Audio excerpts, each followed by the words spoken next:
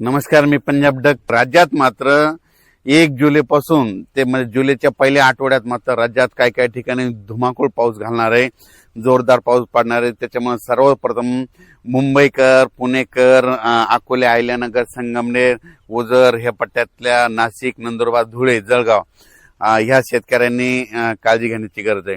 कारण की जुलैच्या पहिल्या आठवड्यात मुंबईकडे देखील मुसळधार पाऊस पडणार आहे. काही ठिकाणी अतिवृष्टी होईल म्हणून हे देखील सर्व शेतकऱ्यांनी लक्षात घ्यायचं. पुण्याकडे देखील अतिवृष्टी होईल, मुसळधार पाऊस पडणार आहे जुलैच्या पहिल्या आठवड्यात म्हणून हे देखील त्यांनी लक्षात घ्यायचं. त्याच्यानंतर संगमनेर, अकोला, त्याच्यानंतर शिर्डी, राहता, कोपरगाव, वैजापूर, गंगापूर, त्याच्यानंतर इकडं फुलंब्री ह्या पट्ट्यामध्ये देखील काय होणार आहे की जुलैच्या पहिल्या आठवड्यात मात्र त्यांच्याकडे मात्र मुसळधार पाऊस पडणार आहे म्हणून हा त्या अंदाज त्यांनी लक्षात घ्यायचा.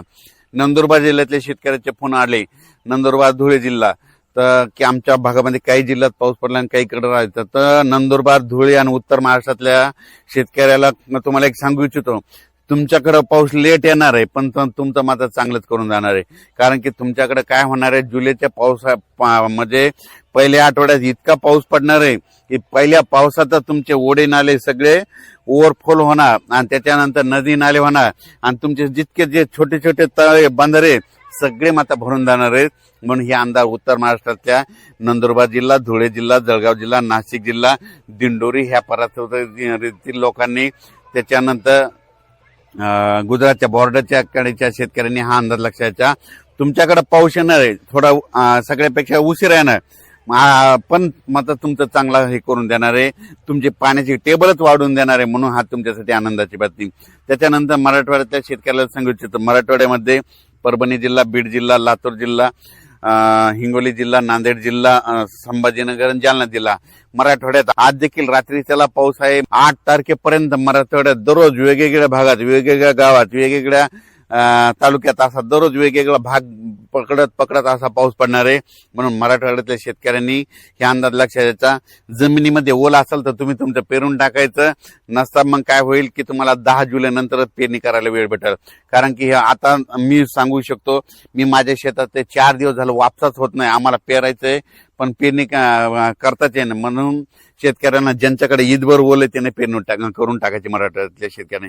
त्याच्यानंतर विदर्भातल्या शेतकऱ्याला सांगू इच्छितो, विदर्भामध्ये 8 जुलैपर्यंत चांगला दररोज वेगवेगळ्या भागात जोराचा पाऊस पडणार आहे. ज्या भागात वनक्षेत्र राहिला त्या भागात देखील ह्या 8 ते 10 दिवसात पडून जाणार आहे. म्हणून ज्यांची पेरणी ईदभर ओल असेल ते विदर्भातल्या वर्धा जिल्हा, नागपूर जिल्हा, भंडारा जिल्हा, यवतमाळ जिल्हा, वाशिम जिल्हा, हिंगोली जिल्हा, अकोला जिल्हा, अमरावती जिल्हा, बुलढाणा जिल्हा, त्या शेतकऱ्यांनी काय करायचं, जमिनीत ओल झाली तर तुम्ही तुमची पेरणीची काळजी करून टाकण्यास काही हरकत नाही. म्हणून हेच देखील विदर्भातल्या शेतकऱ्यांनी लक्षात घ्यायचं. पण राज्यात सांगायचं झालं तर 1 जुलै ते 8 जुलैच्या दरम्यान मी म्हणलं होतं ना, जुलैमध्ये पहिल्या आठवड्यात राज्यात पाऊस खूप पडणार आहे. मग सगळ्यात जास्त पाऊस मुंबईकडे पडणार आहे, पुण्याकडे पडणार आहे, संगमनेर, अकोला, ओझर, विघ्नर कारखान्याच्या परिसरामध्ये मुसळधार, अतिमुसळधार पाऊस पडणार आहे.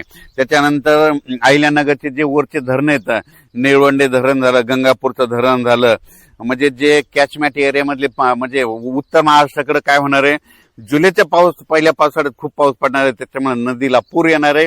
त्याच्यामुळे बऱ्याच मोठ्या धरणामध्ये आवक यायला सुरुवात येणार आहे. म्हणून हा अंदाज सर्व शेतकऱ्यांनी लक्षात घ्यायचा. शेतकऱ्याला सांगू इच्छितो, शेतकऱ्यांना ज्या भागात अद्यापही पाऊस आलेला नाही तर म्हणजे ह्या 27, 28, 29, 30 ह्या 4 दिवसात येईल.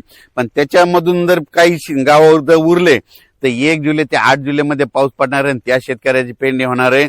म्हणून शेतकऱ्यांनी घाबरून न जाता हे अंदाज लक्षात घ्यायचा. आणि त्याच्यानंतर सोलापूर जिल्ह्यासाठी धाराशिव, लातूर आणि सांगली, बारामती ह्या पट्ट्यातल्या शेतकऱ्याला सांगू इच्छितो, तुमच्याकडे 28, 29, 30च्या दरम्यान पुन्हा काय होणार आहे, आणखीन थोडा भाग कव्हर करणार आहे. पण त्याच्यानंतर काय होईल, नंतर 1 जुलै त्याच्यामध्ये सर येत राहतील. तुमच्याकडे जर ईदभर ओल झाले तर तुम्ही तुमचा पेरणीचा निर्णय घेऊ शकता. पण तुम्हाला एक सांगू इच्छितो, म्हणजे पश्चिम महाराष्ट्रातले हे 2-3 जिल्हे आहेत, म्हणजे सांगली जिल्हा, साताराचा अलीकडचा पूर्वेकडला भाग, त्याच्यानंतर सोलापूर जिल्हा, धाराशिव जिल्हा ह्या पट्ट्यातल्या शेतकऱ्याला सांगू इच्छितो की की तुम्ही काय करायचं, जमिनीमध्ये जर ईदबल वर झाली तर तुम्ही तुमचा पेरणीचा निर्णय घ्यायचा. तुमच्याकडे थोडं पावसाचं झुकतं माप कमी राहणार आहे, पण जास्त पाऊस मात्र उत्तर महाराष्ट्राकडे पडणार आहे. उत्तर कसं असतंय, राज्यातल्या एका भागात जर पाऊस पडायला लागला तर एक भाग थोडा कमी राहतोय, म्हणून हे देखील त्या शेतकऱ्यांनी लक्ष द्यायचं. तर यावेळेस मात्र उत्तर महाराष्ट्रातल्या शेतकऱ्यांसाठी आनंदाची बातमी. नंदुरबार जिल्ह्यातल्या शेतकरी जे फोन आले आमच्याकडे पाऊस कमी, तर तुमच्याकडे कमी असला तर काय हरकत नाही, पण ह्या म्हणजे 3 दिवसात 1 जुलै ते 10 जुलै मध्ये जे पाऊस येईल ते तुम्हाला खूप म्हणजे सगळ्यात महाराष्ट्रामध्ये जास्त पाऊस पडणार मग तुमच्याकडे राहणार आहे, म्हणून अंदाज लक्ष द्यायचा. मात्र जुलैच्या पहिल्या आठवड्यात पहिल्या वीक मध्ये मात्र ही